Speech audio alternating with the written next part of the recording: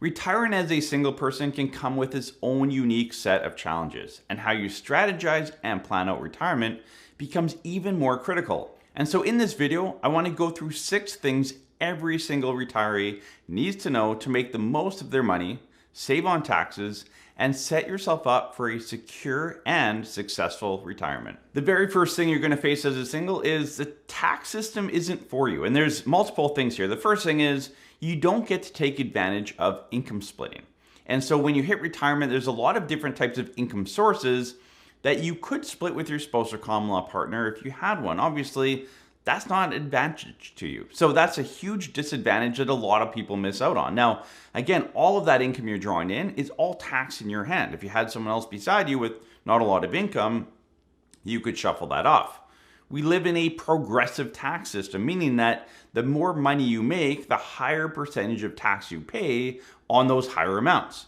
So again, if we were able to shuffle off some of the higher amounts to someone with very little or no income, they're going to pay smaller amounts of tax. So you're at a huge disadvantage there that you don't get to take advantage of. Now, I think eventually there needs to be some equalization here where if you're single, there's a bit more of a credit there or a tax break or whatever it is. There's many ways that CRA could set this up, but for now, there's no income splitting opportunity. And when something's against you, you have to try and flip it and make the best of it. And so when we talk about like the RRSP meltdown and just the money movement of RRSPs, so when you hit retirement, your RRSPs convert to RIF, how you draw that out, how you utilize a TFSA. And I can say firsthand, the way we build plans for singles can often be very different than couples because there's only one TFSA account. We can't deplete it too quickly. We got to be careful how we manage it. You always want to be, like I said in my intro, you want to have security in retirement. Again, there's no one else to lean on financially through your retirement life. And so as you build out your plan, you want to create tax efficiency with the drawdown between all of your different investment accounts. But you also want to look at, am I secure? If something happens, do I have a bit of a nest egg that I can lean on and not drive up a huge tax bill? And so as you build out your retirement plan as a single, always make sure A, you have great tax strategy, but B, you create that flexibility. And that flexibility is usually making sure you have some sort of TFSA or other liquid type of cash or investment available to you should something happen. The second thing when you're single is you only have one set of government benefits. So you CPP and OAS. So your Canada pension plan, obviously you only have one, and that's based on how much you've paid in. So if you've been single and you've been working your whole life, you could have a decent Canada pension plan benefit. Old age security is based on how many years you're in Canada here. But again, only one CPP, only one OAS. And this means that timing around when you take these is so important, and you need to make sure you run all the different numbers. Now, typically the conversations we have with our individual clients is this. It's delaying your Canada pension plan has a financial benefit, which we can show you in your plan and move all that, but it has a huge psychological benefit. A lot of people as they age, especially single women, as they age, they worry about, well, there's no one here to take care of me. I want to make sure I'm secure. Again, going back to the intro. How do we create security later on in life? Well, we can defer your CPP all the way to age 70. We're going to get a larger guaranteed index to inflation. It's a bulletproof income. And so if we can make that amount bigger for the rest of your life, that creates a lot of security. So for people that are single, I think everybody should delay CPP. But especially people that are single, you really want to look at this because it does create a lot more structure as you age. It takes the stress off you with investments and all of that. So if you're a single person, yes, you only have one set of benefits, but it makes that decision that much more important. So again, map it out with your financial planner. Should I take it at 60, 65, 70, somewhere in between? There's a financial piece, but then there's a psychological piece. If you're single and you take it at 60, you have a much smaller guaranteed income for the rest of your life. You may have enough money, but does that stress you out?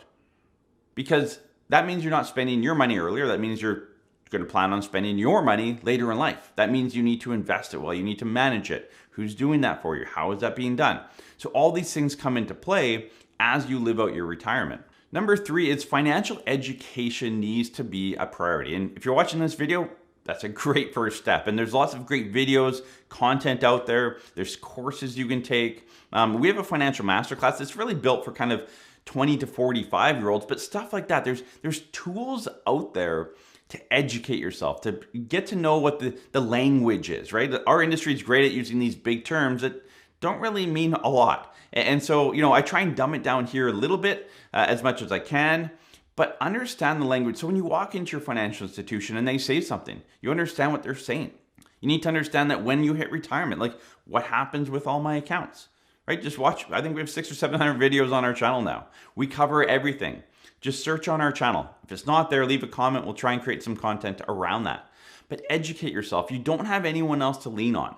Now, I will say this. I strongly encourage you, if you're a single person, to find a group of people like you, meaning that they're either in retirement or close to retirement like yourself. They're in the same situation and hopefully similar financial situation. And meet once a month or once a week or however often you want to, and just learn together, work together, be a team. And that will really help you kind of walk into and through retirement as well, just feeling like you have knowledge and power and people that you can trust, that you can bounce ideas off of and lean into and ask questions to. It's a great resource to have as you go through retirement. So the fourth tip here for you is a little bit different, but it's where do you want to live? And I say this because eventually you may need people to care for you.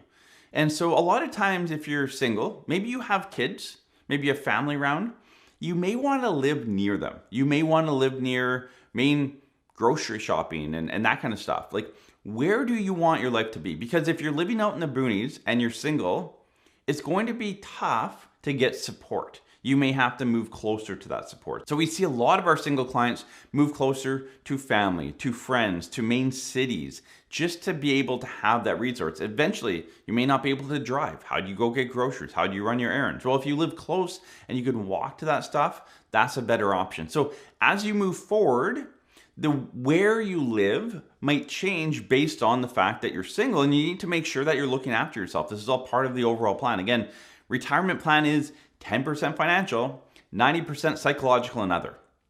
This is one of those other things. You really need to think about, like, okay, I'm 80, 85 years old. I can't do a whole lot anymore. Who's around me or what is around me to support me so I can continue to do the things I want to do to the best of my ability?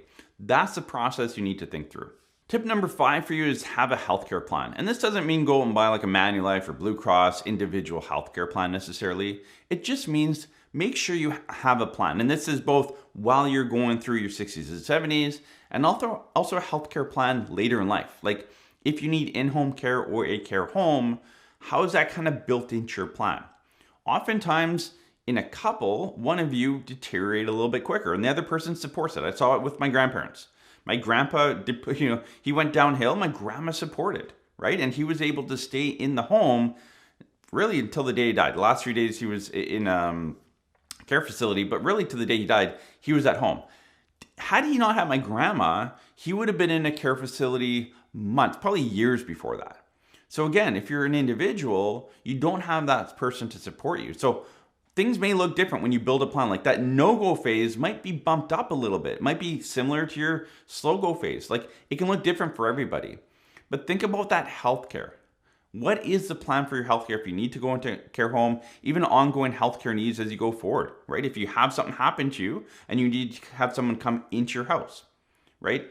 Healthcare costs for individuals are going to be higher per person than a couple, because you don't have that individual in-house being able to take care of you for free. So that's just something you need to think about as you move forward through retirement. And tip number 6, and a lot of you don't think about this one, is build a social network.